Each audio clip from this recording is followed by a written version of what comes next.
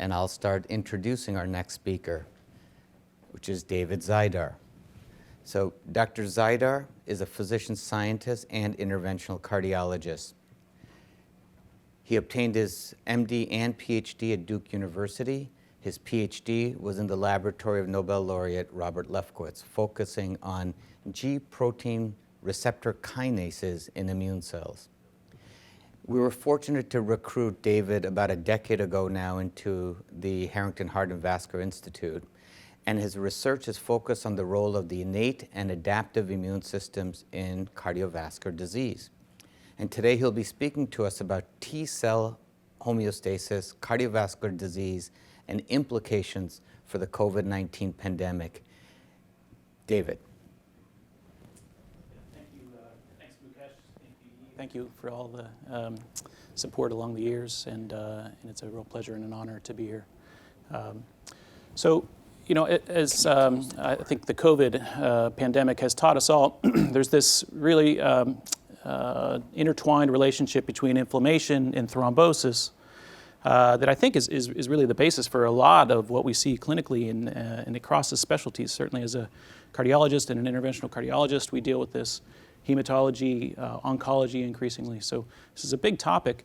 There are certain times where it really crystallizes for us. So this is just a recent case where a patient who was admitted with what turns out to be a breakthrough COVID infection, who was relatively non-severe and only mildly hypoxic, developed chest pain and these very profound ST changes, came to the cath lab, had a ventricular fibrillation arrest, and we were able to evacuate a large thrombus from the coronary, and the patient survived. He's doing very well. But many of these do not go as well, and many of these happen out of the context of the hospital. And oftentimes there's sort of subclinical predictors, but we haven't really captured how to prevent these types of complications. So I wanted to speak a little bit about these relationships as it relates to mainly the cardiovascular manifestations of inflammation. So this cartoon that I'm showing is simplistic, but it gets at a couple of important players. So monocytes certainly regulate innate immune activation, and T cells help regulate the adaptive arm. But a lot happens, and as I'll go through, there's a lot of redundancy in these systems, so it's sort of picking apart what is cause and effect is really the big challenge. Certainly a lot of this leads to thrombophilia through both coagulation pathway perturbations as well as platelet responses. And then there's a cytokine milieu which can affect the heart as well as leukocyte trafficking. So a lot of kind of moving parts to this. Sometimes it plays out well and the infection is cleared and the heart is not compromised. But sometimes there are cardiovascular manifestations which sometimes can be protracted and delayed, for instance, in the setting of Coxsackie virus and things. So it's a big topic, and what I wanted to do was just sort of, kind of try and place redundancy. I think the complexity of the immune system sometimes scares people off. It scared me off for a while, and I wanted to speak to that. Certainly there's redundancy in terms of the exposures. I think Sanjay will speak about pollution. We can talk about oxidized LDL, which we think is an operative, important player in inflammation and cardiovascular disease. So there's redundancy at the exposure level. There's tons of cytokines. Many of them are pro-inflammatory, some are anti-inflammatory, but a lot of them do redundant things and similar things. And then the leukocyte trafficking mechanisms are very complicated, promiscuous, and redundant as well. So there's kind of two ways to look at this. I think it might be that they are just layered and they're meant to be redundant in order to protect us from individual defects that we might have. And if that's the case, that may actually make it more difficult than if it plays out as scenario B here, which is that there's, sure, redundancy, but there are pathways. There are specific pathways. There are ways in which there's sometimes leakage and heterogeneity in terms of immune responses, sometimes good, sometimes bad. But I think if it's minimally redundant and there are these pleiotropic and specific pathways that we can hopefully to identify, which ones predict the adverse events, and those may not be required for protective events, then I think we're further down the road. So I wanted to really center the topic around two sort of approaches. One is a molecular and cellular-based approach, where I'm very interested in understanding whether or not the cardiovascularly related inflammatory pathways are specific or just redundant, if it's a fog of war type of situation. And then at the patient level, it's become, I think, increasingly clear to many of us that there are signals that we can hope to glean in terms of how patients just are, in terms of their immune set points. What makes them different? What makes some of them have a COVID exposure in which they're asymptomatic, and some of them have a COVID exposure in which they go on and have a fatal outcome? And I think we don't know that well enough yet. So kind of two angles. I wanted to just quickly, briefly, because of time, go through three examples where specificity really seems to be profound, and too profound, I would argue, just by play of chance.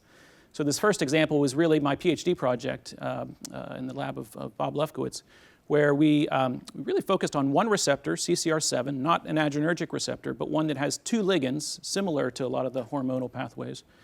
And on the left, what we found is that these ligands are completely redundant for G protein coupling. So the major signaling pathway, completely indistinguishable. Yet they were very profoundly different in terms of the way in which they organize their self-regulation through kinases that phosphorylate the receptor, in this case GRK3, and then the binding of these arrestin molecules, which basically desensitize G protein coupled receptor signaling, but then initiate a second wave of signaling. So really light and day. And if you were a arrestin molecule, for instance, you would never have suspected that these two are similar ligands. But for a G protein sort of centered world, they look similar. So really profound, non-redundant functions for a select pathway.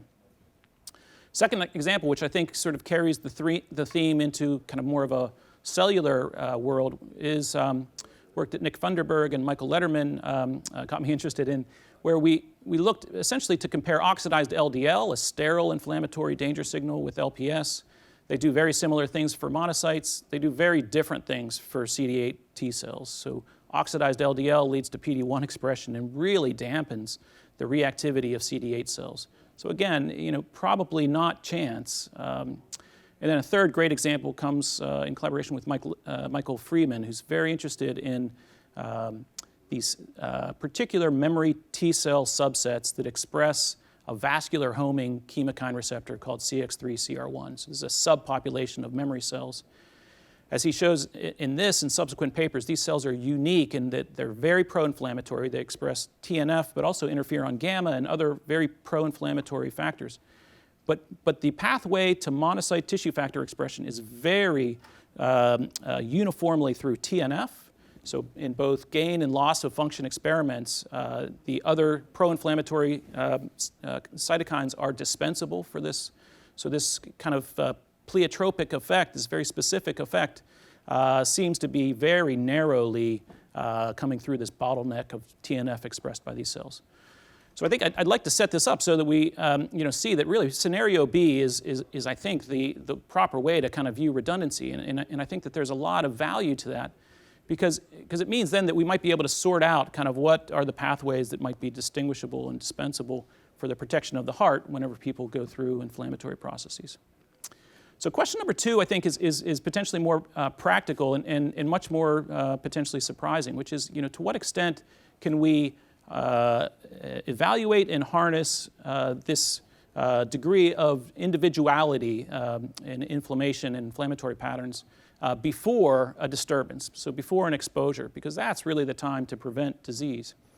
And so to do this, Zidar Al-Kindi and Jared Dalton, Doug Gunsler, Bridget Wilson, a lot of folks with a lot of biostatistical expertise have helped me along the way. And so what we did initially was really look at a couple of markers with a relatively hypothesis-driven viewpoint.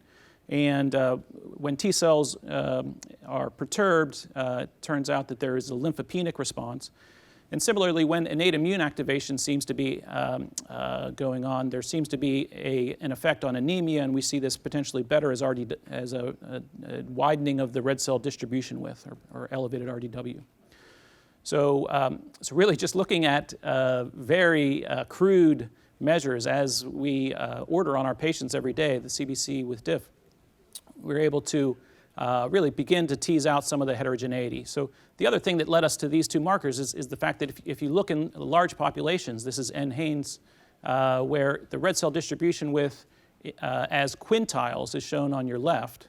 And you see there's a splay in terms of survival, which is on the y-axis, that really differentiates, and it survives adjustment for clinical confounders. So the relationship between RDW and survival is very strong, and similarly the lymphocyte count played out as another important predictor of survival in these large populations, but really only for those with the lowest quartile or quintile of ALC below 1.5. So we began to look at lymphocyte counts then as a marker for all-cause mortality. But if you look on the right, so this is now with the ALC along the x-axis and the hazard ratio on the y-axis, with decreasing ALCs or lymphocyte counts, you get an increased risk of all-cause mortality in the middle. But it's really due in part to heart disease, it's part due to cancer, it's a little bit of infection, and not due to accidents. So there is some degree of immune dysfunction that we can pick up even using this crude marker of lymphocyte counts that predicts heart disease. So the more recent iteration of this now really seeks to use all of the CBC coordinates, not as individuals, but really grouping them. And so Doug Gunsler here at Case is an expert in what's called latent profile analysis, which is where you're able to basically look for groupings of variables, but importantly tag them to outcomes. And so this is not a random grouping of CBC parameters, but really the way in which CBC parameters group when there's a prognostically important outcome. So in this case, all-cause mortality, and then we trained the method in NHANES and then externally validated it at the VA in two different cohorts, both for all-cause mortality and then for COVID. So I'll skip ahead in interest of time and show you just sort of what these profiles mean for COVID patients. But very similar results are seen whenever we look at all-cause mortality, really, and that is that using these 10 different profiles, basically profile 1 is the winner, and that was true across all cohorts. So if you're in profile 1, your survival curve looks in the upper left-hand corner on the left. And if you're in the higher profiles, your survival looks very different. So you can differentiate really survival of 5% versus 40%. And on the right is adjustment for various features, really 20 or so comorbidities, including age, gender, race, as well as cancer diagnosis, CHF. And really what you see is the strength of these relationships hold even whenever you adjust for these things. But they end up being very strong in relation to things that we would usually associate with longevity, such as diabetes, where the profiles really were double the risk attributable versus diabetes. So this was surprising because these are really crude measurements. And I'll leave you with this, which is that really only 20% or so across the cohorts had this profile 1. So 80% of us, even in a relatively healthy population, may have some variance and some difference in heterogeneity that make us suboptimal in terms of survival. So with the last couple minutes, I wanted to just review kind of what these profiles are because it's interesting. So if you look at profile 4, this was a profile that was associated with about 30% additional risk versus profile 1. That's a normal CBC. So, and that's in contrast to profile 1, the best one, which has a couple of interesting features. Number one is that there's modest, this is about a half a standard deviation decrease in lymphocyte counts, monocytes, and neutrophils. So there's a mild leukopenia, which is associated with the best outcome, and a mild thrombocytopenia. But the red cell indices here are entirely normal and optimal. So no anemia, and the RDW is relatively low. So that distinguishes then from these higher profiles where lymphopenia, for instance, in profile 10 is in association with normal or elevated monocyte and neutrophil levels. And then the RDW is elevated, and there's a slight hemoglobin diminishment. So these are profiles. You would never look at these CBCs and think that they are anything but normal. These are very subtle differences, but the groupings allow you to kind of categorize patients with with a degree of prognostic information that really is intriguing. So as we move forward, certainly hoping to continue to explore these from both angles, both the molecular and the population-based. But I think the conclusions are that basically, I think that there's a lot of redundancy, but there are absolutely specific pathways that seem non-redundant that point towards cardiovascular disease. So I think we should be optimistic about identifying them and developing more precise therapies that may not diminish our capacity to fight off infection. And then at the population level, there's really like a surprising amount of relevance in terms of prognosis to these individual CBC parameters. And then the third thing is that I think that it may be that we don't even necessarily need deep immunophenotyping to begin the process of trying to get towards precision immunotherapy. And with that, I'd like to thank everyone, but especially Mukesh for all of his work and help with me personally and with us as an institution. Well, thanks very much, David.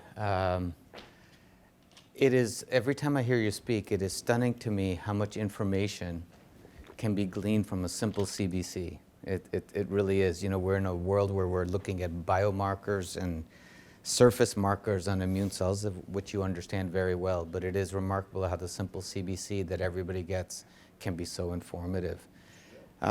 We do have a few questions, but let me just start with one. You said profile 4 is normal, and profile 1 is different than our normal CBC, but is actually the prognosis is better. And what is that a statement on what we think is normal because of how it was done? How is the normal CBC determined, and in what kind of populations? Right. Yeah. So every lab's different, and there hasn't really been standardization, and there hasn't been, I think, the ability until recently. People like Doug Gunzler have sort of harnessed the ability to allow, in a semi-supervised manner, these groupings to come out. Yeah. So this is, completely a product of the age that we live in, where these geniuses can do this work. So most of the time, and if I said normal, I probably should delete that and replace it with average. Okay. So the population average reflects the population. Yep.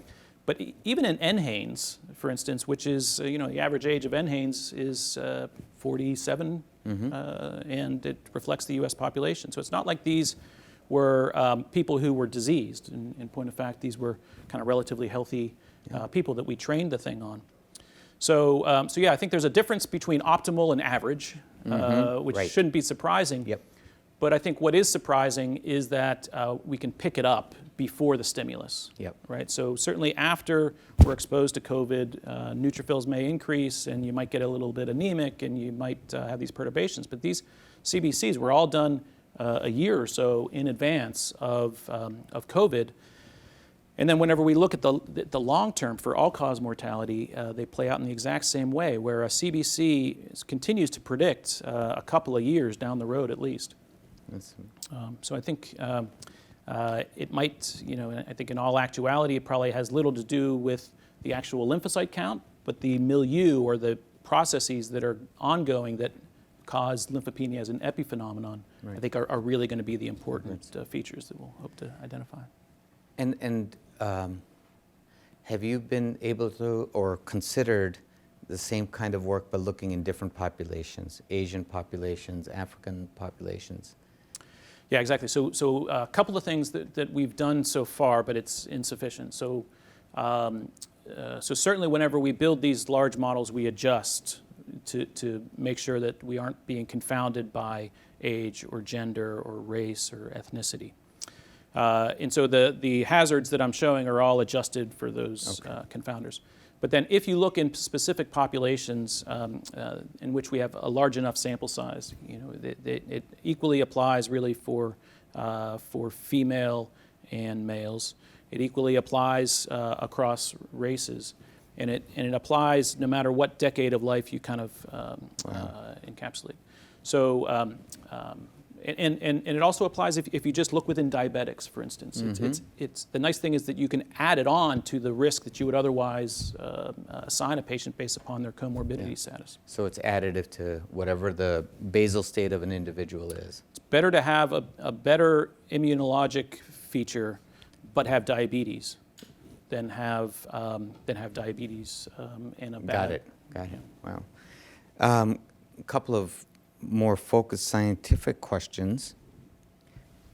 Do you know if the ligand bias you showed for CCR7 extends to other chemokine receptors? And what are the, I guess, related question, what are the implications of ligand bias with endogenous chemotactic factors? Why does it even exist? Yeah, so it's a great question. That's a long question, sorry. So as you know, Bob and others in the lab were looking for biased agonists and trying to create them because the endogenous catechols and the usual suspects in the adrenergic world were unbiased. So the fact that an endogenous ligand bias exists, I think, is a testament to our ability to try and be creative in a Darwinian sense and develop these kind of nuanced specificities. And yes, there's been, so the same rules apply now to CXCR3, to some extent CCR5. So a lot of these chemokine receptors that have multiple ligands very easily can show bias. It's just cleaner with CCR7 because the potency of the two ligands is equal for G proteins. So it's a little bit easier to show that it's not just a potency issue. So why it exists, no idea. And I don't think anybody really has been able to show that, that these are important in terms of disease models. But it's certainly, I think, the thought that you can believe, that you can imagine is that it adds to the ability and the complexity of a moving ligand. Yep. So certainly if you have one that can't be desensitized, it's more likely to allow a cell to go up a gradient. Of course, these are mechanisms that are built to desensitize and to not necessarily cause activity at higher concentrations. So the whole process of chemotaxis is sort of orthogonal to the sense of desensitization as a teleologic principle. So I think it's got to add some upside. It's certainly the case in mice as it is in humans. Exact same thing with CCL19 and 21 in mice versus humans. So it seems to be retained, but I don't know why. Right. And I felt a buzz, so if you bear with me, let me see. There might be one more question for you, and if not, we'll let you go. All right, just one more. Shorter question, very reasonable. You made the case that lymphopenia is not a good thing. And what leads to it? The author of this question wants you to reverse it. Is it reversible? Yeah, so on the one hand, I showed you that lymphopenia is bad, but the really interesting part to this clustering bit is that the best profile included a little bit of lymphopenia. Yeah. So a little bit of lymphopenia if your red cells are perfect. So if the hematologist is happy, then your lymphocyte and your lymphopenia should not worry you. So can you reverse it? So great question. So what we're so Don Anthony, rheumatologist that is obviously a terrific immunologist as well, has been kind enough to humor me. And we've begun to look at his rheumatology spectrum of patients. Many of them get methotrexate, TNF, anti-IL-6. So we've begun this project where we look and see whether or not there are drugs that reverse it. And he's, I think, going to submit the paper soon. But essentially, so some of these things do reverse lymphopenia. And they can bring down the RDW. And so, of course, what we're interested in is that a good thing? Yep. If you can reverse it and then their prognosis improves, then, it really is a nice proof of principle. So a lot more to do on that. And I think, increasingly, as I've discussed with you, I think the idea is going to be to work under the auspices of interventional strategies. So what do drugs do, and to what extent can we reprogram and show that prognosis changes along with the biomarker? Got it. Big deal. All right, David, thank you for a very provocative talk. Thank you. That's great.